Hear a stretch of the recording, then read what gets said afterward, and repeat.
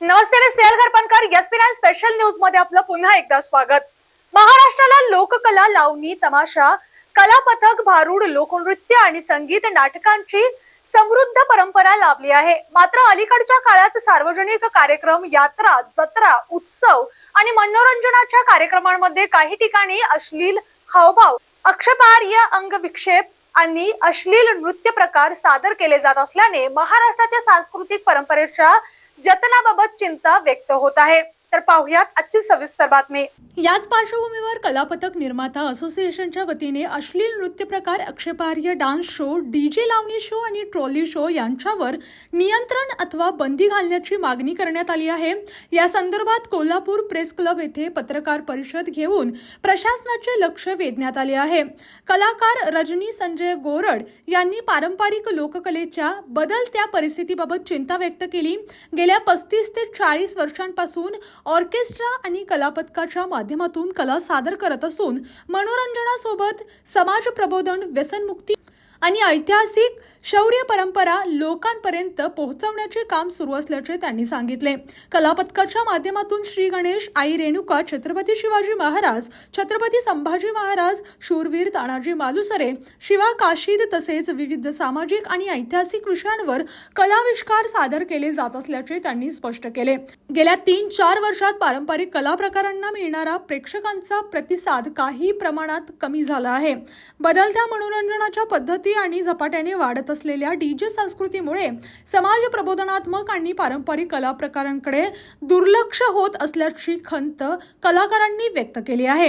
गणेशोत्सव, नवरात्री उत्सव, मिरवणुका, यात्रा, जत्रा आणि इतर सार्वजनिक कार्यक्रमांमध्ये संगीत आणि नृत्याचा वापर मोठ्या प्रमाणात होतो. मात्र मनोरंजनाच्या नावाखाली अश्लील हावभाव किंवा महिलांचा अवमान करणारे सादरीकरण होऊ नये अशी भूमिका रजनी गोरड यांनी मांडली आहे. डीजे किंवा संगीताला आपला विरोध नसून अश्लील नृत्य आणि महिलांना केवळ मनोरंजनाचे साधन म्हणून सादर करण्याच्या प्रवृत्तीला विरोध असल्याचे त्यांनी स्पष्ट केले. लहान मुले आणि कुटुंबीय सार्वजनिक कार्यक्रमांना उपस्थित असतात, त्यामुळे अशा कार्यक्रमांमध्ये कोणत्या प्रकारचे सादरीकरण केले जाते याचा तरुण पिढीच्या विचारसरणीवर आणि संस्कारांवर परिणाम होऊ शकतो. त्यामुळे आयोजकांनी आणि प्रशासनाने याकडे गांभीर्याने पाहण्याची गरज असल्याचे गोरड यांनी सांगितले. कलापथक निर्माता असोसिएशनने सार्वजनिक कार्यक्रमांमध्ये अश्लील किंवा आक्षेपार्ह नृत्य सादरीकरणास प्रतिबंध करण्याची मागणी केली आहे. यात्रा, जत्रा, धार्मिक आणि सामाजिक कार्यक्रमांमध्ये नृत्य कार्यक्रमांना परवानगी देताना स्पष्ट नियम आणि आचारसंहिता लागू करावी अशीही मागणी करण्यात आली आहे. अल्पवयीन मुले आणि कुटुंबीय उपस्थित असलेल्या कार्यक्रमांमध्ये अश्लील सादरीकरण होणार नाही याची जबाबदारी आयोजकांवर निश्चित करावी. नियमांचे उल्लंघन करणाऱ्या आयोजक, एजंट, संबंधित जबाबदार व्यक्तींवर कायद्यानुसार कारवाई करावी अशी मागणीही यावेळी करण्यात आली.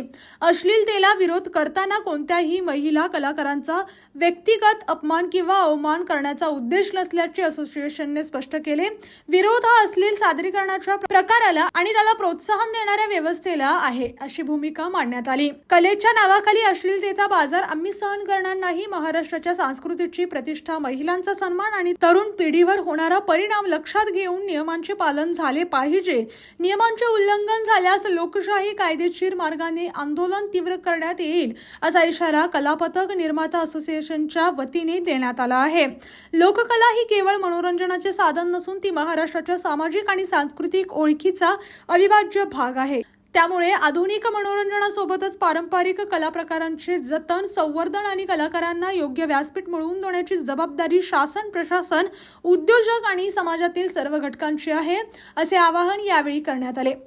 आदरणीय रजनी संजय गोरड सोबतच कलापथक निर्माता संघाचे अध्यक्ष मुकुंद सुतार, शारदा हिलगे, पुष्पलता पवार, किशोर भारती आणि कोल्हापूर जिल्हा कलापथक निर्माता संघाचे पदाधिकारी, सदस्य, अनेक कलाकार, पत्रकार बंधू उपस्थित होते. कलेचं माहेरघर असं कोल्हापूरला म्हटलं जातं. कोल्हापूर हे कलेची पंढरी असं म्हटलं जातं आणि कोल्हापूरमध्ये तब्बल 50 ते 60 वर्षापूर्वीपासून चाललेले हे मेळे असतील. आता त्याला कलापथकाचं रूप आलेलं आहे. आता आपण ऑर्केस्ट्रा म्हणून त्याला सगळेजण ऑर्केस्ट्रा हे नाव पडलेलं आहे, पण खरं पाहायला गेलं तर हे मेळे हे जवळ 50-60 वर्षापासून ही आपली संस्कृती आहे कलापथकाची. ही पूर्ण कोल्हापूरची ही संस्कृती महाराष्ट्राच्या बाहेर सुद्धा जाऊन पोहोचलेली आहे. आपल्याला लोक 2,000 3,000 किलोमीटर वरून आपल्या कोल्हापूरचं कलापथक तिथं घेऊन कार्यक्रम पाहतात. पण आता ह्याचं स्वरूप बदलायला लागले. आपण जी कार्यक्रमची आपली सुरुवात असायची, गणेश वंदना असायची, त्यामध्ये विविध देवतांचे गाणी असायची, छत्रपती शिवाजी महाराज, डॉक्टर बाबासाहेब आंबेडकर, अहिल्यादेवी होळकर, अण्णाभाऊ साठे अशा विविध महापुरुषांची गाणी आपण त्यामध्ये ऍड करत होतो, बसवत होतो. पण देशावरची गाणी असायची आणि त्यानंतर मग लावणी असायची, स्टेज सॉन्ग असायचे, ढोलकी असायची, तबला असायचा, कीबोर्ड आर्टिस्ट असे बरेच असा हा संच असायचा. पण आता त्या सगळ्याला कुठंतरी आळा बसून फक्त आणि फक्त मुलींच्या वरती कार्यक्रम सुरू आहे. अशा पद्धतीने लोकांची मागणी आहे, मुली चांगल्या आणा. आणि त्या मुलींनी जे अश्लील प्रकार सुरू केलेले आहेत, कुणीतरी छोटे कपडे घालणे, ते घागरे वर उडवणे, ब्लाऊज अतिशय छोट्या पद्धतीचं ते ब्लाऊज वापरणे, यामुळे आमच्या कलापथकाकडून सुद्धा आता खेडोपाडी याच अपेक्षा वाढलेल्या आहेत. आमचे कार्यक्रम यामुळे आमच्या कलापथकाला जे योगदान होतं किंवा आमची जी परंपरा होती, एक नाटिक असायची, की आता कुठेतरी लुप्त पावत चाललेले आहे. त्यामुळे हे असले कार्यक्रम बंद झाले पाहिजेत. हे कशामुळे झालंय की यामुळे मुली कुठेतरी जाऊन डीजेवरती जे अश्लील नृत्य करतात, ट्रॉलीवरती जाऊन डान्स करतात किंवा प्रायव्हेट शो करतात, त्याच अपेक्षा आमच्या स्टेज शो कडून ह्या प्रेक्षकांच्या किंवा या मंडळाच्या सुरू आहे.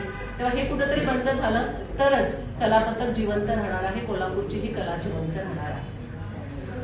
कार्यक्रमामध्ये घडतं की लावणी करण्यासाठी बोलवलं जातं.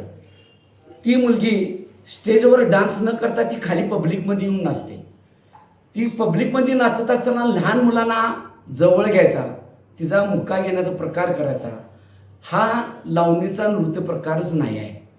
त्याच्यामुळं आमच्यामध्ये जे कोल्हापूरच्या कलापथकामध्ये इतर मुली आमच्याकडे काम करणारे काम करणारे आहेत, त्या मुलींना वाईट वळण लागल आणि ह्या बाहेरून येणाऱ्या मुली त्या आमच्या मुलींना घेऊन जातात आणि त्याचा वाईट प्रकार घडत आहे आणि तो प्रकार आम्ही घडू देणार नाही. लावणीचा प्रकार आहे, लावणीच झाला पाहिजे, शृंगार झाला पाहिजे. त्या बाईच्या पायामध्ये घुंगरू, कपाळाला टिळा, कंबरर पट्टा, हा जो नृत्याप्सरा आहे, तिचा लावणीचा शृंगार आहे, तो दिसला पाहिजे. आणि ह्याचा अश्लीलतापणा ह्या मुलींनी वाढवलेला आहे. आणि दुसरं एक महत्त्वाचं सांगायचं, बाहेरून येणाऱ्या मुली, मी मुंबईकर, मी कोल्हापूरकर, मी पुणेकर, दिल्लीकर, हा प्रकार, त्यांचं गाव कुठलं गाव आम्हाला माहिती नाही, खरं ह्या मोठ्या मोठ्या गावांचं राज्यांची नावं टाकून ह्या गावांची बदनामी होती. आम्ही हे कोल्हापूरमध्ये चालू देणार नाही आणि कोल्हापूरमध्ये भयंकर प्रकार हा वाढत गेलेला आहे. त्यामुळे ह्या अश्लीलतेवर आम्ही बंदी आणण्यासाठी प्रयत्न केलेला आहे आणि हे नृत्य बंद झालं पाहिजे. यानी अशात स्पेशल न्यूज पाहण्यासाठी पाहत रहा ESP9 Marathi, your time your news. धन्यवाद.